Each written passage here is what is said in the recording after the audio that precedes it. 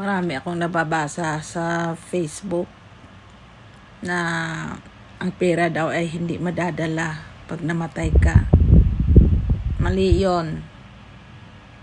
Yun ang rason ng mga matamad. Ayaw magtrabaho. Gusto lang hingi ng hingi. Kasi sabi nila pag marami kang pera, kailangan mo itong ibibigay. Bakit? Dumami ba yung pera mo pag nakaupo ka? Di ba nagtrabaho ka? Gawa ka ng paraan para magkapera ka, tapos sasabihin ng mga tamad sa'yo, hindi madadala yung pera mo pag namatay ka. Hindi totoo yan. Yun ang rason ng mga tamad.